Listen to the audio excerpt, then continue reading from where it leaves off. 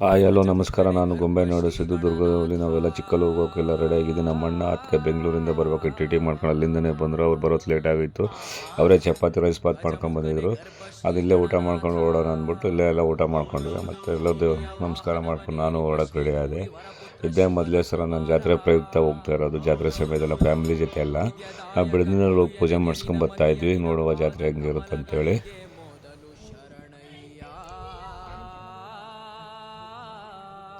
Luggage ಎಲ್ಲ ಡಿಕ್ಕಿಲಿ ಹಾಕಿ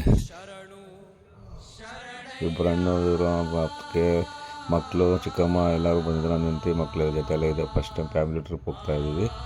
ಜಾತ್ರೆ ಸಮಯದಲ್ಲಿ ಚಿಕ್ಕಲ್ಲೂರು ಜಾತ್ರೆಗೆ ಹೋಗೋಣ ಅಂತ ಗೊತ್ತು. ಭಾಳ ಖುಷಿ ಆಗ್ತಾಯಿದೆ ಎಲ್ಲರ ಜೊತೆ ಹೋಗೋಕ್ಕೆ.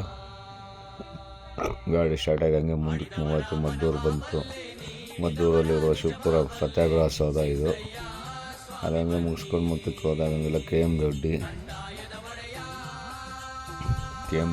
ಬಂತು. ಕೆ ಎಮ್ ದೊಡ್ಡಿ ಕಾಲೇಜ್ ನೋಡಿದ್ದು. ಕೆ ಎಮ್ ದೊಡ್ಡಿ ಕಾಲೇಜ್ ಇದು.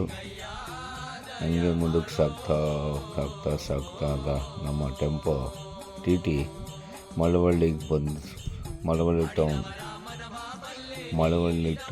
ಬಂದಾಗ ಮಳವಳ್ಳಿ ಸರ್ಕಲ್ ದಾಟಿ ಮುಂದಕ್ಕೆ ಹೋಯ್ತು. ಏನು ಚಿಕ್ಕಲ್ಲೂರು ಹತ್ರಕ್ಕೆ ಬಂದಿದ್ದೀವಿ. ಚಿಕ್ಕಲ್ಲೂರು ಬಂದಾಗ 12 ಗಂಟೆ ಆಗುತ್ತೆ. ಎಲ್ಲರೂ ಮಲಗಿದ್ರು. ನಮ್ಮ ಪಾರ್ಕಿಂಗು ದೇವಸ್ಥಾನದ 2 ಕಿಲೋಮೀಟ್ರ್ ಇಲ್ಲೇ ಸಿಕ್ಕಿತ್ತು. ಆಮೇಲೆ ನೋಡೋಣ ರೂಮ್ ಎಲ್ಲರೂ ಮಲಗಿಬಿಟ್ಟಿದ್ರು. ಇನ್ನೇ ನಾನು ನಮ್ಮ ಅಣ್ಣ ನಮ್ಮ ಅತ್ತೆ ಎಲ್ಲರೂ ರೂಮ್ ಸಿಗುತ್ತಲ್ಲ ಅಂತ ನೋಡೋಣ ಅಂತೇಳಿ 12:30 ರಾತ್ರಿಯಲ್ಲೇ ನಾವು 2 ಕಿಲೋಮೀಟ್ರ್ ನಡ್ಕೊಂಡು ದೇವಸ್ಥಾನ ಹತ್ರ ಎಲ್ಲ ಹೋಗಿ ಸುತ್ತೂರ ನೋಡುವ ಅಂತ ಹೋಗೋಕ್ಕೆ ರೆಡಿ ಆದ್ವಿ.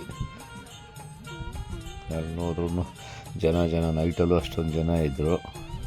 ಎಲ್ಲೂ ರೂಮ್ ಇಲ್ಲ. ನೋಡುವ ಜನಗಳೆಲ್ಲ ನೋಡಿದ್ರೆ ಮಲಗಿದ್ರೆ ಅಲ್ಲಲ್ಲೇ ಅವರ ಆಚೆ ಕಡೆನೇ ಮಲಗಿಬಿಡಿದ್ರೆ ಎಲ್ಲೆಲ್ಲಿ ಜಾಗ ಖಾಲಿದ್ದಾರೆ ಎಲ್ಲ.